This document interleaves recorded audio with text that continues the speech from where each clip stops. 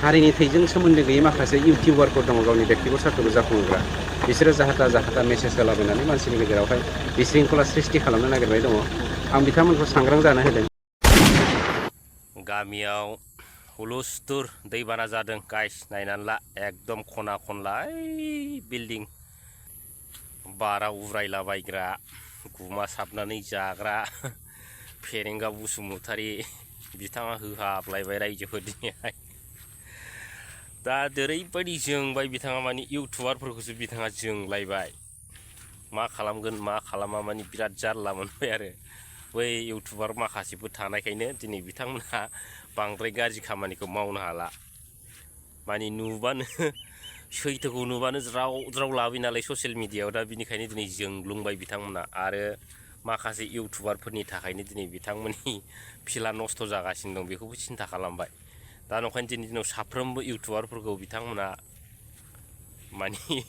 एसे माने साबधानाव थानो थिनदों आरो मोजांबासो मोजां नङाबा आंजों होननाय जाहैदों रायजोफोर मा होनो फेरेंगा बसुमतारीनि रावा आरो मा होनो दिनैनि दिनाव फेरेंगा बसुमतारी मोनथारमानि बिटिआर सरकारनि जेनाखि गेसाव इउटुबारफोर दिनै बिथांमोननि खुगायाव दिनै थाला होनायफोरबायदि जाबाय आरो माने मा होनो स्क्रुप मारिनानै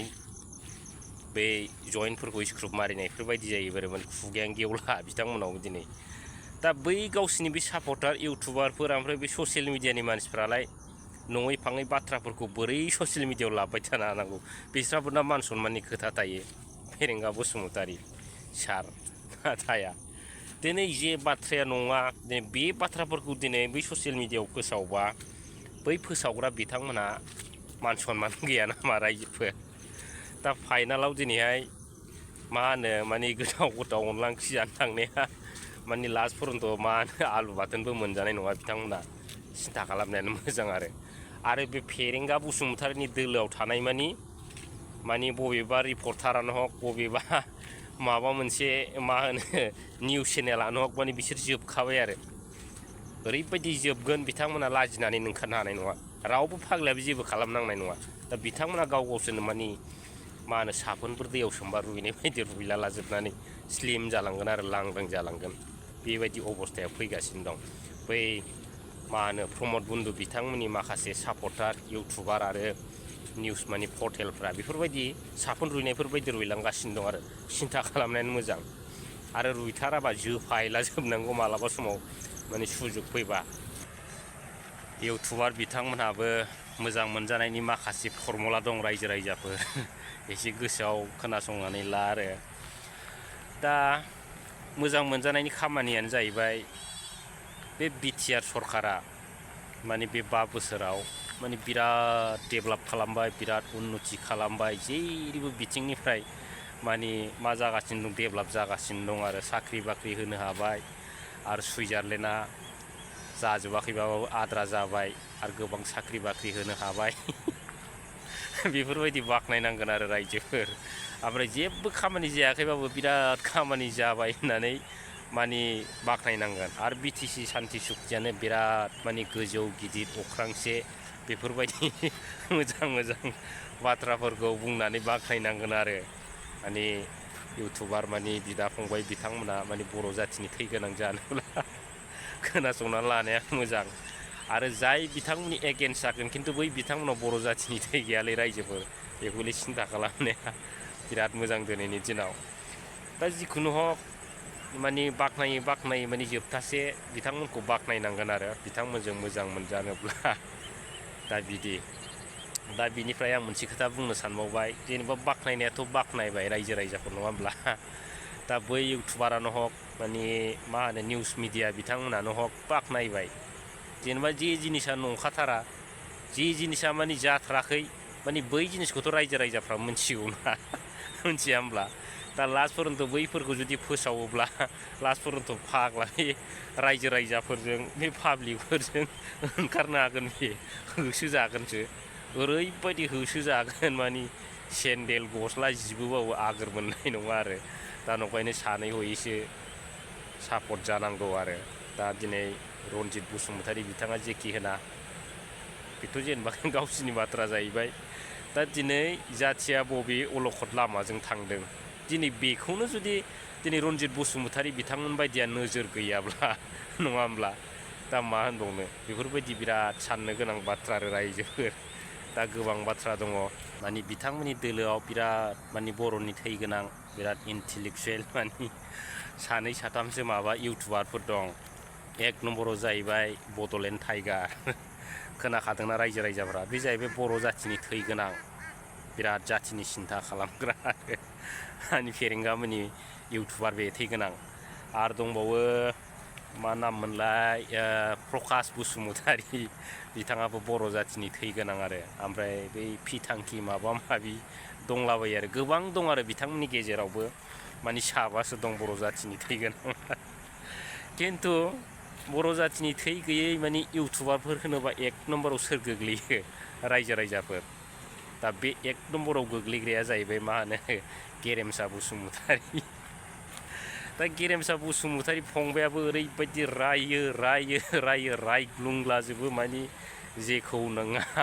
माने बेखौ नङा होनना रायलाजोबथार नालाय माने नङाबा बोरैथो जेनेबा नोंगौ होनलाबायनांगौ जाखो नङैखौलाय नङा होमबा दा बिदिनो नंगौ बाथ्राफोरखौ बुंनानै बिथाङाबो जि रायो गेरेमसा फंबाया दा बैफोरबायदियानो जोलैनि हांगार मानि मा जायो जाहैबाय माने बर' जाथिनि थै गैयै जायो आरो जेनेबा बै आदा अफ्रिमोन दं बिथांमोनाबो गिलु फालु रायलाबायो बे फेरेंगामोनखौ प्रमद बर' बिथांमोनखौ आरो हनै दाख्लि एम जे फंबाय बिथाङाबो मोनसे जायगायाव मोनसे फाउन्डेसन खालामदों दा बेयावबो मा जालायखो माने टेरिटरियेल काउन्सिलखौनो टेरिटरियेल काउन्सिल लिरनानै फाउन्डेसन खालामलायबाय नङा होमब्ला बै एम जे फंबायनि भिडिअ'आव नुदां बेबो सिथाबना होनायाव बुरलाबायलायबाय आरो सासे दंबावो बे जाहैबाय बर'नि अशक राजा इउटुबार बिथांमोनाबो माने सोरांबानो रायो आरो जेनेबा हेल' एसपि ब्लग जिबि ब्लग माने बिसोरो माने खालि माने बिथांमोनखौ सोरांबानो रायो आरो दा बिनि थाखायनो बिथांमोना मा जायो दिनैनि दिनाव बर' जाथिनि थै गैया बिसोर हारिनि जेबो साननो रोङा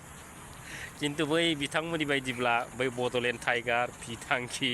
माने बैफोरबायदि मानसियासो बिथांमोननि थाखाय थै गोनां माने हारिनि माने सेन्टिमेन्ट गोनां मानसि आरो रायजोफोर दा ओरैबायदि अबस्था दा जों बेखौनो सिन्था खालामनांगोन दिनैनि दिनाव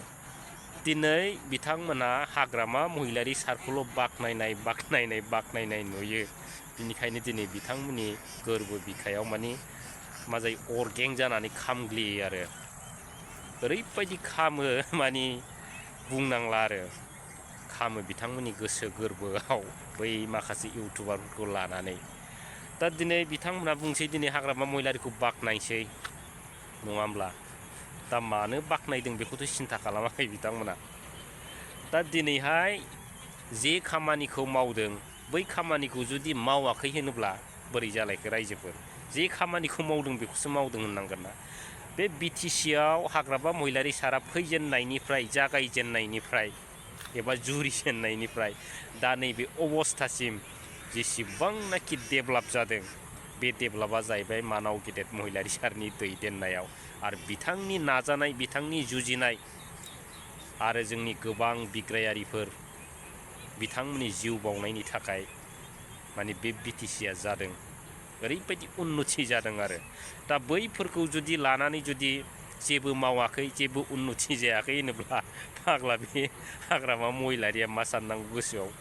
दा दिनै मावनायखौनो जुदि मावाखै होननांगौब्ला मा साननांगौ आरो दिनै गिलु फालु अफिस दं बायदिसिना CIT कलेज बायदिसिना दं माने बेफोर दंखायैखौ नुखानानै मोनथिखानानै जुदि होनोब्ला जेबो गैया हाग्रामा महिलारिया जेबो मावाखै होनोब्ला रायजो राजाया बेखौ गनायगोन दा दिनै नोंथांमोना CIT गंसेबो लाबोनो हाया माबा मोनसे अफिस गंसेबो लाबोनो हाया लामा मोनसे गोदान लामाबो बानायनो हाया दा बेफोरखौ बानायदों लाबोदों होनबा रायजो राजाफ्रा बेखौ गनायगोन होसो जागोनसो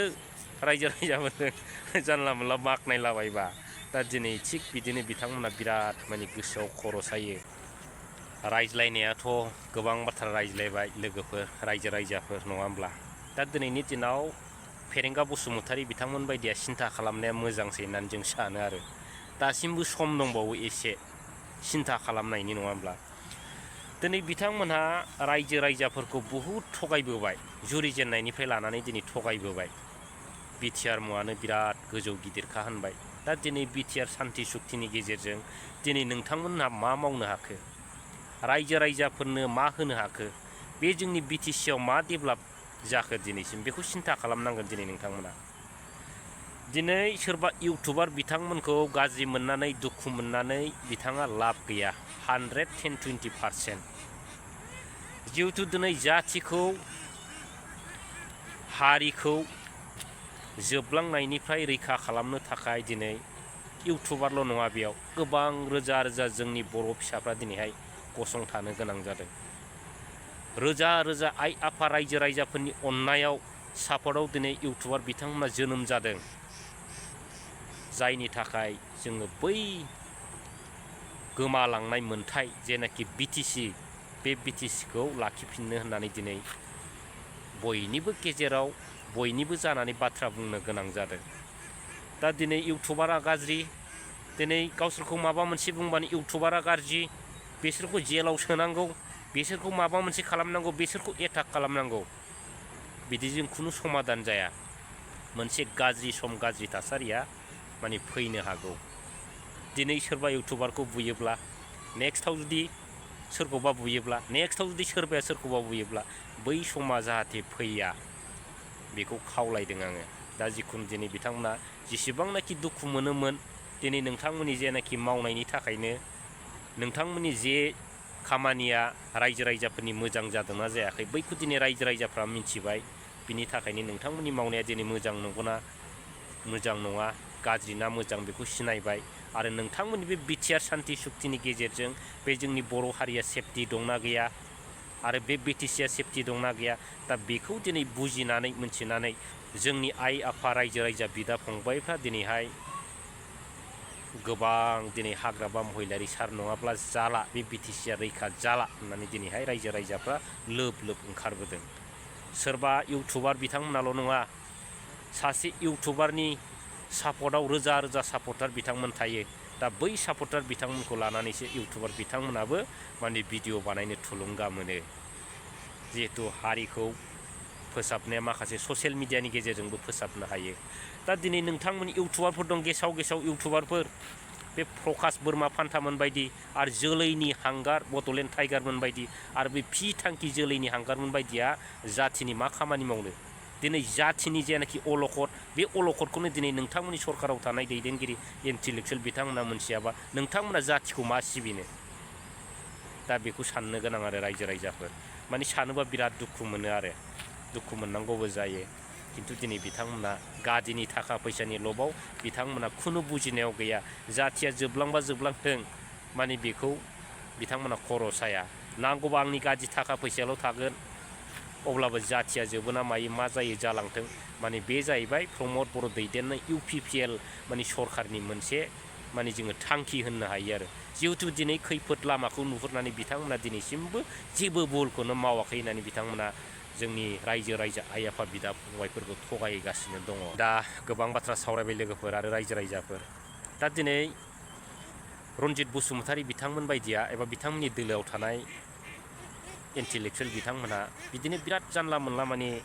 बाथ्रा बुंनानै गाव गावखौनो माने माइनासाव लाबोबाय थायो आरो, बे दानख'सिना नङा होमब्ला? दिनै सोरबा इउटुबारखौ रायगोन, सोरबा रायजो राजाया सापर्ट जायोब्ला बैसोरखौबो रायगोन, आरो सोरखौबा माने सोरबा एसे लिडाराबो गावसिनि सापर्ट गैया बायदिबा बेफोरबायदिनो हिंसा जायो, बायदिसिना धमकि होलाबायो, नङा होमब्ला? बेफोरबायदि अबस्थाया बिथांमोननि दोलोआव दं, जायनि थाखाय अन्थाइ खुबैनाय, मालाबा होसोजानाय, बेफोरबायदि अनेक बाथ्राया जाबोगासिनो दं आरो। दा दिनै फाइनालि दिनै ससियेल मिडियायाव बिथाङा एटाक खालामलायबाय इउटुबारफोरखौ, नङा होमब्ला? दा दिनै सोरबा गेरेमसा बसुमतारी, सोरबा अप्रि दैमारि, सोरबा एनिथिं MJ, आरो सोरबा सोरबा अनेक माने इउटुबारफोर दं, बिथांमोनखौ बुंनानै मा लाब जानो, नङा होमब्ला? दिनै ससियेल मिडियायाव जे बाथ्राया नङा, बै बाथ्राखौ बुंनाय मानि दिनैनि दिनाव दिगदार दं, नङा होमब्ला? दा दिनै बेखौनो सिन्था खालामनांगोन, आरो रायजो राजाफ्राबो दिनैनि दिनाव मोनथिखायो। दा दिनै फैगोन समाव UPPL सरकारा माबायदि जोबनो थांगासिनो, दा बेखौबो रायजो राजाफ्रा बुजिजोब्बाय, मिथिजोब्बाय। आरो दिनै नोंथांमोननि दोलोआव थानाय सापर्टार आरो नोंथांमोन बायदि दैदेनगिरिफ्रासो दिनैनि दिनाव मोनथियाखै। दा गोबां बाथ्रा सावरायबाय लोगोफोर आरो रायजोफोर, दिनै बेयावनो दोनबाय। Thank you.